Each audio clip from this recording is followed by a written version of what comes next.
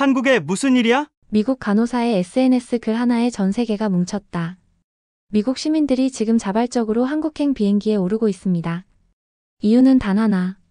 우리가 받은 은혜 이제 갚을 차례예요. 한국에 닥친 대형 산불. 미국 정부가 공식적인 발표를 하였습니다. LA와 하와이의 대형 화재에 한국에게 받은 도움 우리는 잊지 않고 있습니다.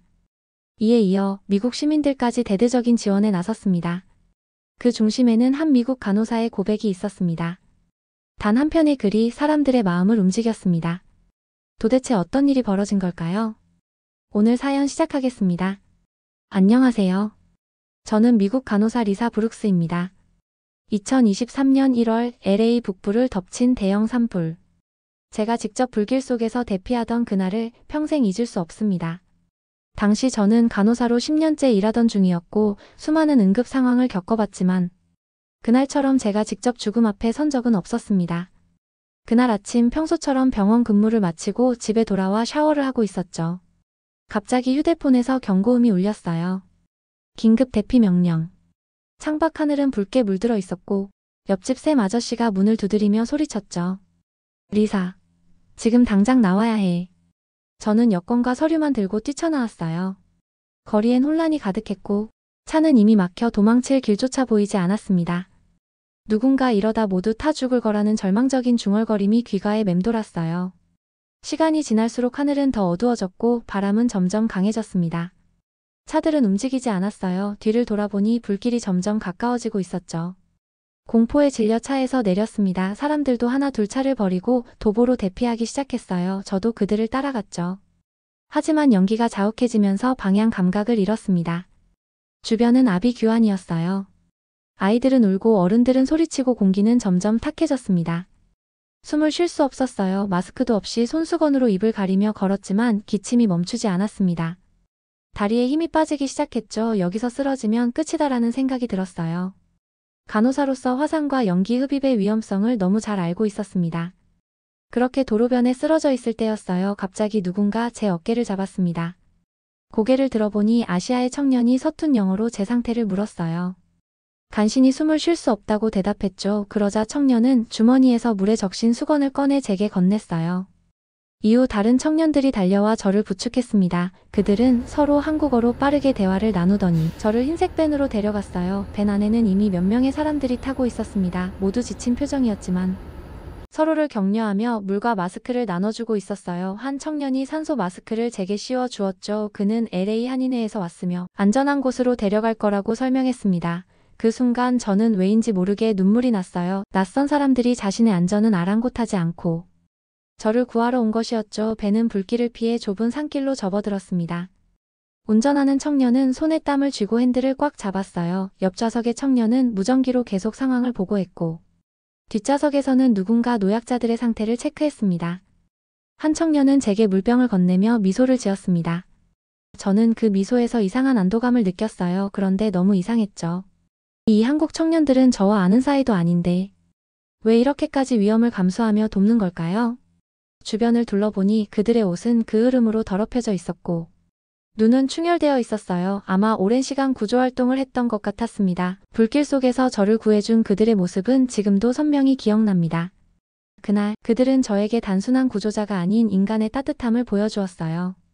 여 속에서 자신을 희생해가며 낯선 이들을 돕는 모습에 깊은 감동을 느꼈죠. 태워지는 집들과 광란의 바람소리 사이에서 그들의 작은 용기와 따뜻함은 어둠 속의 등불 같았습니다. 그렇게 배는 지그재그로 좁은 길을 빠져나가며 불길을 피했습니다.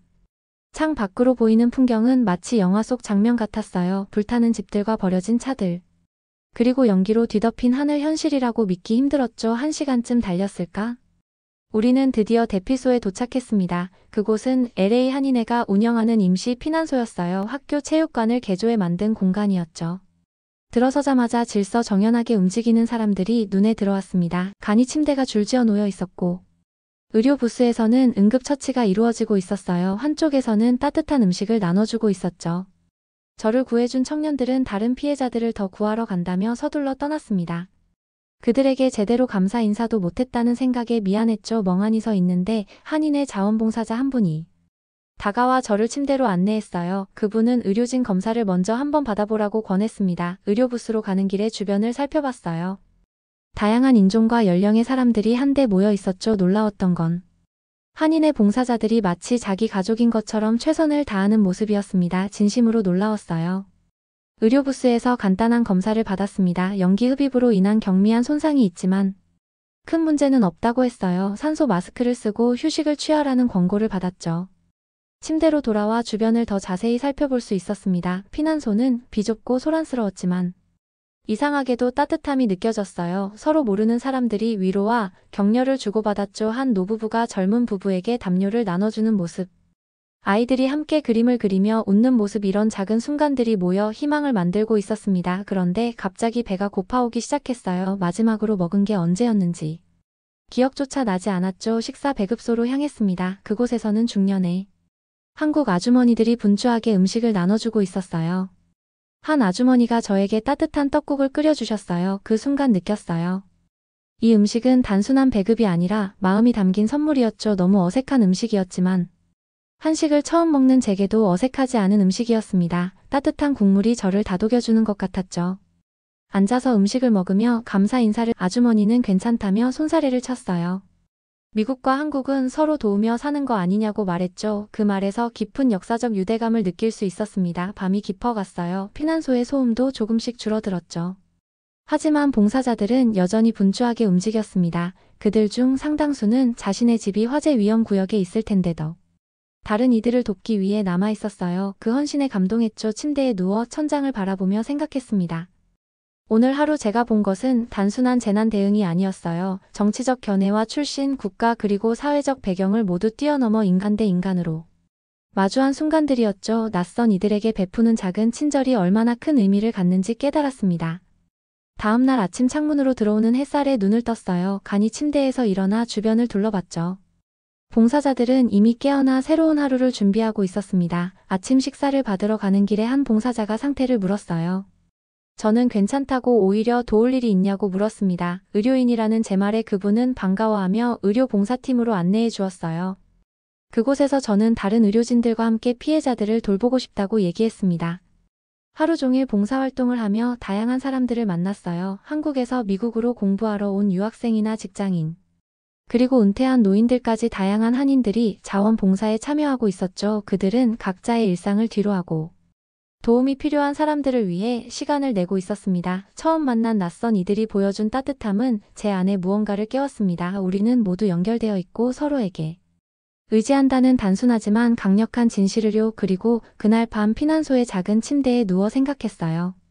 언젠가 저도 누군가에게 이런 따뜻함을 전할 수 있기를 바란다고요. 그렇게 산불이 일어난 지 3주가 지나고 LA는 놀라운 속도로 일상을 되찾아가고 있었어요. 제 아파트는 다행히 화재를 면해 그대로 돌아갈 수 있었죠. 병원 근무도 재개했습니다. 당시 방송에서는 LA 지역 사회가 3% 후 놀라운 회복력을 보여주고 있다고 말했어요. 특히 LA 한인회의 신속한 대응과 지원이 피해 주민들에게 큰 도움이 되었다는 내용이었죠. 많은 시민들이 한인회 덕분이라며 감사를 표하고 있다고 했습니다. 그리고 평화로운 일상이 이어졌죠. 몇 개월 후 점심시간 휴게실에서 SNS를 확인했습니다. 그런데 한국 산불에 대한 내용이 실시간 검색어를 장악했어요. 관심이 생겨 자세히 살펴봤죠. 한국 곳곳에 대형 산불이 발생했다는 뉴스였습니다. 수천 명의 주민이 대피했고 많은 마을이 화재로 소실되었다고 했어요.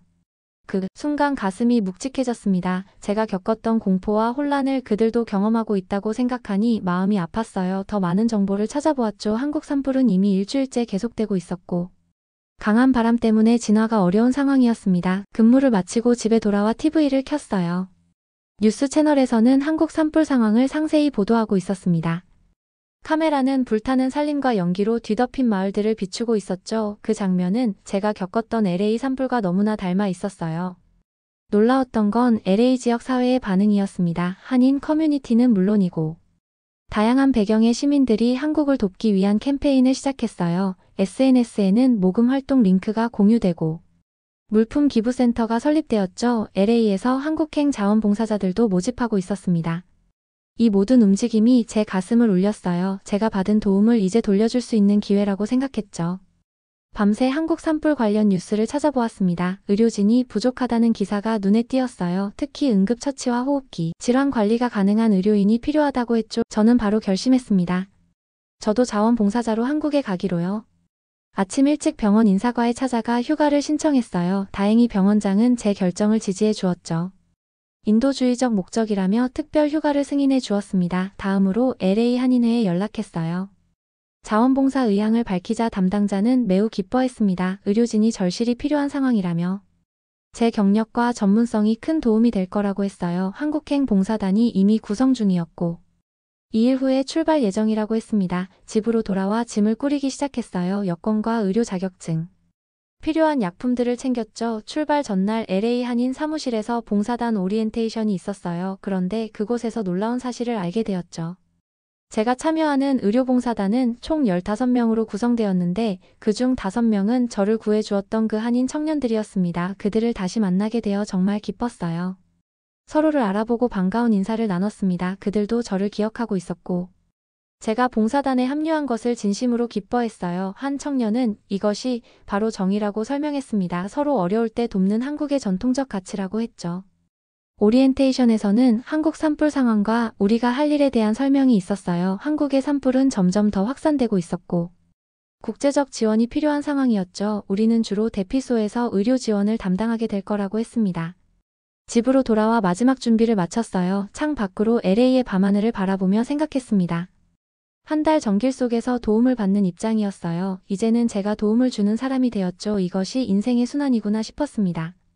다음 날 아침 비행 전 봉사단원들이 모여 작은 회의를 시작했어요.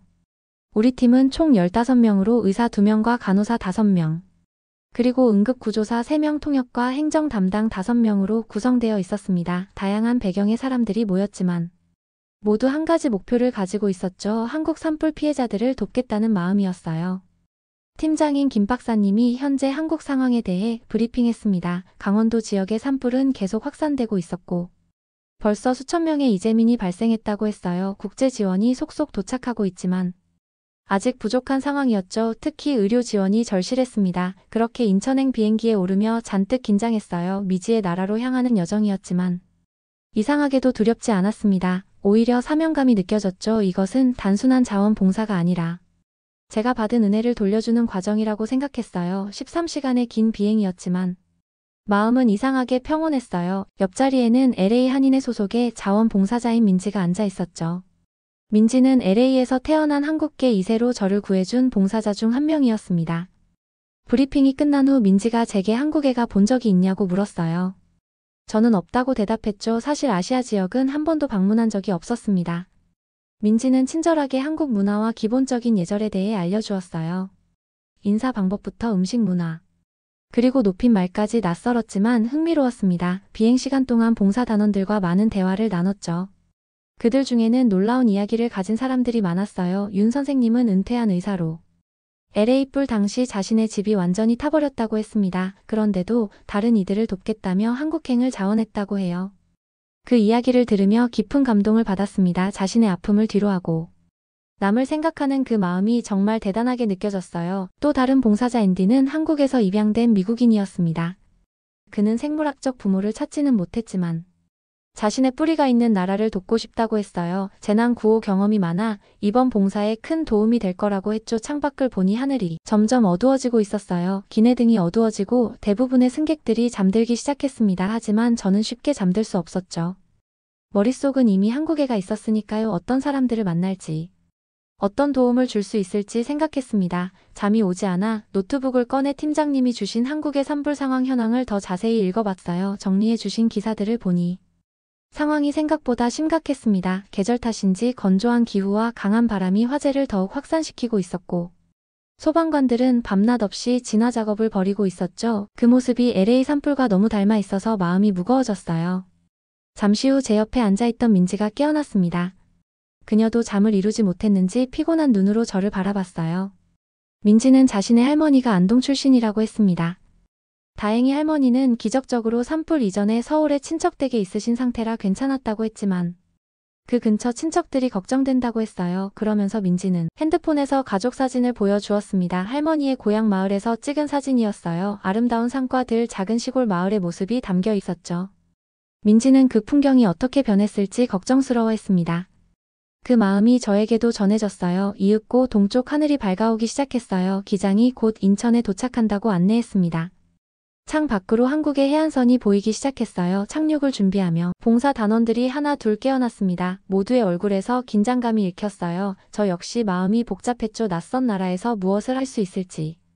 내가 정말 도움이 될 수 있을지 걱정되었습니다. 하지만 그것보다 더 강한 감정이 있었어요. 바로 감사함이었죠. 비행기가 인천국제공항에 착륙했습니다. 창 밖으로 보이는 한국의 첫 인상은 질서정연함이었어요. 깔끔한 공항과 효율적인 시스템이 눈에 띄었죠.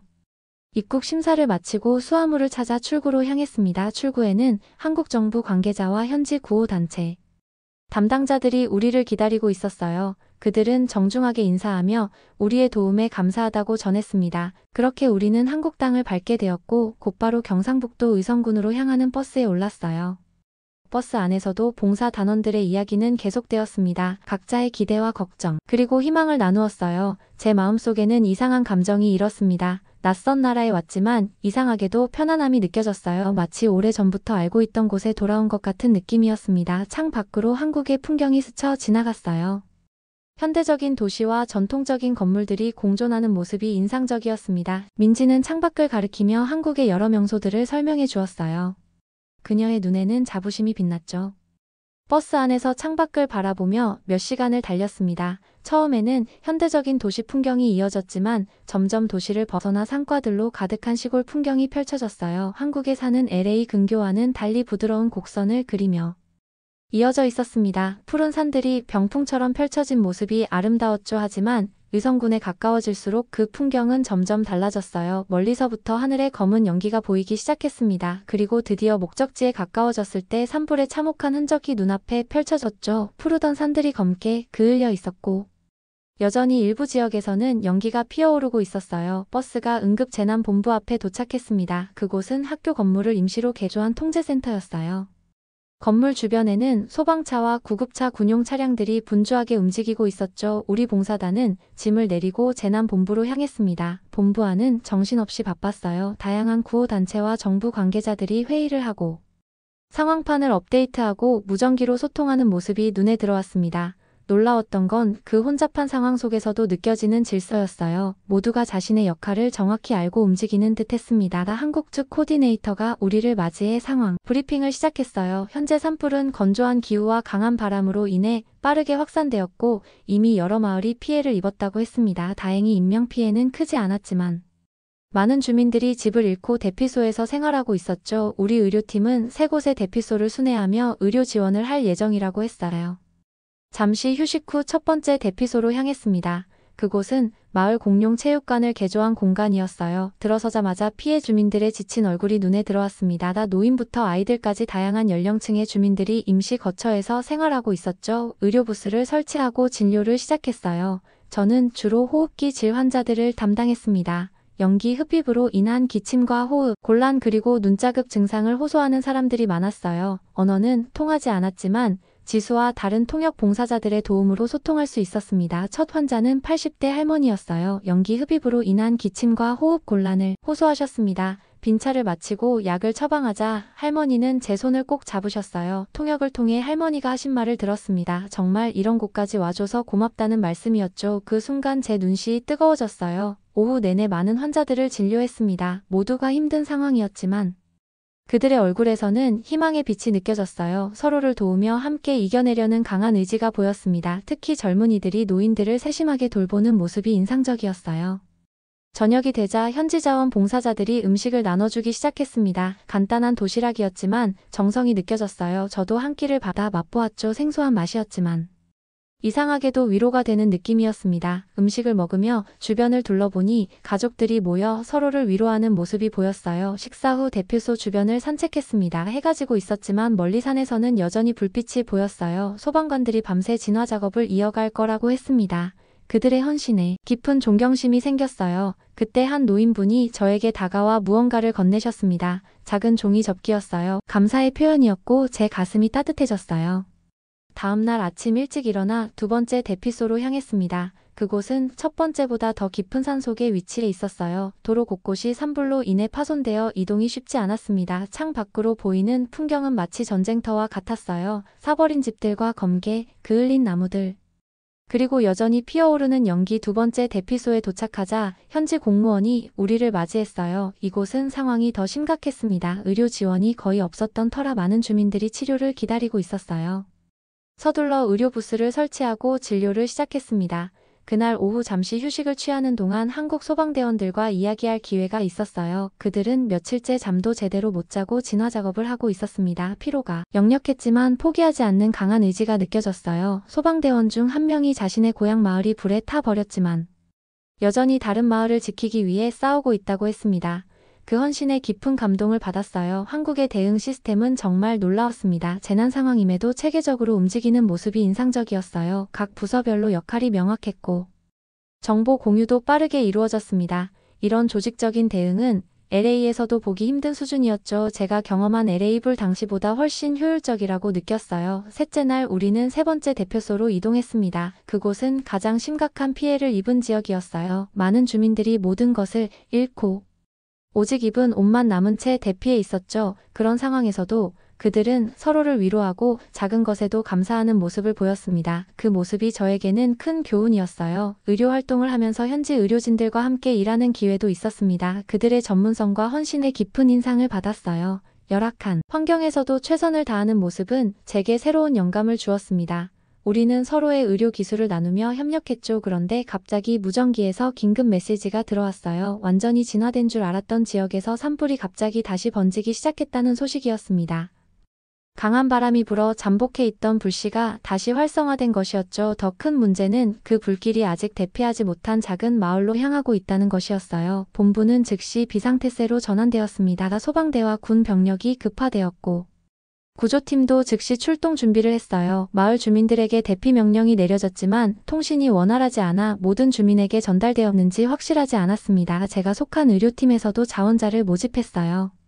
구조팀과 함께 현장으로 가서 혹시 필요한 응급처치를 제공하기 위해서였죠. 저는 즉시 손을 들었습니다. 그동안 현장에서 쌓은 경험이 도움이 될 것 같았어요. 민지와 응급구조사 앤디도 함께 자원했습니다. 신속하게 응급키트를 챙겨 구조팀 차량에 올랐어요. 차 안에서 현지 구조대원이 상황을 설명해 주었습니다. 불이 번진 마을은 산 깊숙이 위치한 작은 마을로 주로 노인들이 살고 있다고 했어요. 대부분 대피했지만 한 할머니가 연락이 닿지 않는다는 제보가 있었죠. 차가 산길을 오르는 동안 창 밖으로 연기가 점점 짙어지는 것이 보였습니다. 하늘은 회색으로 변해 있었고 공기는 점점 탁해졌어요. 마스크를 쓰고 있었지만 매캐한 냄새가 느껴졌습니다. LA에서의 기억이 되살아났어요. 그때의 공포와 혼란이 다시 떠올랐지만 이번에는 제가 도움을 주는 입장이었죠. 마을 입구에 도착했을 때 이미 일부 가옥에서는 불길이 보이기 시작했습니다. 구조팀은 빠르게 역할을 분담했어요. 저희 의료팀은 대기하면서 구조된 사람들에게 응급처치를 제공할 준비를 했습니다. 하지만 시간이 지나도 구조팀으로부터 아무런 소식이 없었어요. 무전기를 통해 상황을 확인하니 구조팀이 할머니의 집을 찾았지만 접근이 어렵다는 것이었습니다. 불길이 집 주변을 둘러싸기 시작했고 도로가 통제되었다고 했어요. 그리고 더 심각한 문제는 집안에 할머니가 있는 것을 확인했지만 호흡 곤란으로 움직이기 어려운 상태라는 것이었습니다.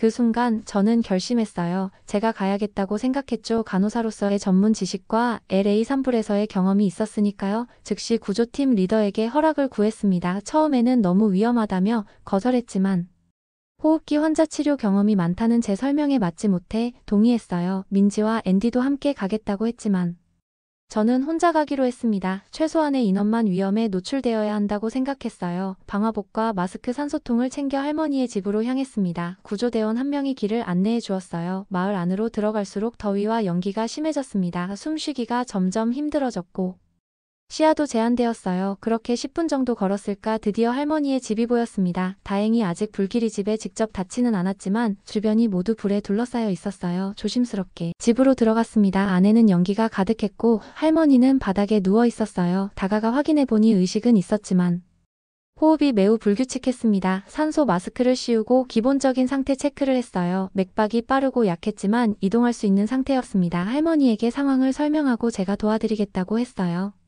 하지만 할머니는 무언가를 계속 가리키며 안과힘을 쓰셨습니다. 방 한쪽 구석을 보니 작은 상자가 있었어요. 할머니의 눈빛을 보니 그것이 매우 중요한 물건임을 직감했습니다. 서둘러 상자를 챙겨 할머니를 부축했어요. 밖으로 나오자 상황은 더 악화되어 있었습니다. 불길이 더 가까이 다가와 있었고 우리가 들어왔던 길은 이미 막혀 있었어요. 구조대원과 무전으로 소통하니 다른 길로 나가야 한다고 했습니다. 새로운 탈출 경로를 안내받았어요. 할머니를 업고 산길을 내려가기 시작했습니다. 연기 때문에 눈이 따가웠고 호흡도 점점 어려워졌어요. 할머니의 상태도 계속 확인해야 했죠. 다행히 산소 공급 덕분에 호흡은 안정적이었습니다. 하지만 길이 험하고 경사가 심해 진행이 쉽지 않았어요. 중간에 할머니가 갑자기 기침을 심하게 하기 시작했습니다. 잠시 멈춰 응급처치를 했어요. 기도가 막히지 않도록 자세를 조정하고 가지고 있던 응급약을 투여했습니다. 조금 기다리니 상태가 호전되었고 다시 길을 재촉했죠. 산길을 내려오는 동안 주변은 모두 화염과 연기로 뒤덮여 있었습니다. 발 디딜 곳을 찾기도 힘들었어요. 한 번은 발을 헛디뎌 넘어질 뻔했지만 간신히 중심을 잡았죠. 할머니를 지키겠다는 일념으로 계속해서 앞으로 나아갔습니다. 20분이 넘는 시간이 흐른 후 드디어 산 아래에 구조팀이 보였어요. 그들도 우리를 발견하고 달려왔습니다. 할머니를 안전하게 인계하고 저는 그 자리에 주저앉았죠. 체력의 한계를 느꼈습니다. 온몸이 땀과 그 흐름으로 더럽혀져 있었고 숨을 쉬는 것조차 고통스러웠어요. 의료팀이 달려와 할머니와 저를 응급처치했습니다. 산소 마스크를 쓰고 누워있는 동안 민지가 다가와 제 손을 꼭 잡았어요. 눈물을 글썽이며 무사히 돌아와서 정말 다행이라고 했습니다. 그제서야 제가 얼마나 위험한 상황에 처해 있었는지 실감이 났어요. 할머니는 구급차로 병원에 이송되었고 저도 검진을 받았습니다. 다행히 심각한 부상은 없었어요. 연기 흡입으로 인한 가벼운 증상만 있었죠. 검사를 마치고 대기소로 돌아오니 구조팀원들이 박수로 저를 맞이했습니다. 그 순간 왠지 모를 뿌듯함이 밀려왔어요. 그날 밤 숙소로 돌아와 샤워를 하면서 오늘 있었던 일을 되새겨봤습니다. LA에서 제가 도움을 받던 그 순간과 오늘 제가 할머니를 구한 순간이 오버랩되었어요. 인생의 순환이라고 해야 할까요? 받은 은하를 다시 돌려주는 과정 같았습니다. 침대에 누워 천장을 바라보며 생각했어요. 오늘의 경험은 제 인생에서 가장 두렵고도 값진 경험 중 하나였습니다. 두려움을 극복하고 누군가를 도울 수 있다는 것 그 자체로 큰 의미가 있었죠. 그리고 할머니가 품에 안고 있던 그 상자. 나중에 알게 되었지만 그것은 돌아가신 남편의 유품이었다고 해요. 할머니에게는 집보다 더 소중한 보물이었던 거죠. 눈을 감으며 기도했습니다. 할머니가 빨리 회복되기를 그리고 이 산불이 하루빨리 완전히 진화되기를 바라면서요. 할머니를 구조한 다음날 저는 병원에 할머니를 찾아갔습니다. 할머니는 산소 마스크를 끼고 계셨지만 상태는 많이 호전되어 있었어요. 저를 보자마자 할머니의 눈시울이 붉어졌습니다. 말은 통하지 않았지만 그 감정만은 고스란히 전달되었어요. 민지가 통역해준 할머니의 말씀은 간단했습니다. 나 살려줘서 고맙다는 것, 그리고 상자를 가져와줘서 고맙다는 것이었죠. 할머니의 병실을 나서며 마음이 따뜻해졌어요. 이제 제가 LA에서 받은 도움을 조금이나마 갚은 것 같았습니다. 병원에서 나와 다시 대표소로 향했어요. 문득 LA에서의 기억이 떠올랐습니다. 제가 한인 봉사자들에게 구조되던 그 순간. 그들의 얼굴엔 진심 어린 걱정이 비쳐 있었고 지금 제가 이곳 한국 주민들을 대하는 마음도 결국 같은 것이었어요. 국적도 언어도 문화도 다르지만 인간이라는 이름 아래 우리는 연결되어 있다는 것. 한국이라는 나라는 위기 앞에서 진짜 얼굴을 보여주는 나라라는 걸 저는 이번에 다시 한번 느꼈습니다. 재난은 많은 것을 무너뜨리지만 동시에 우리 안의 선함을 일깨우는 기적이기도 합니다.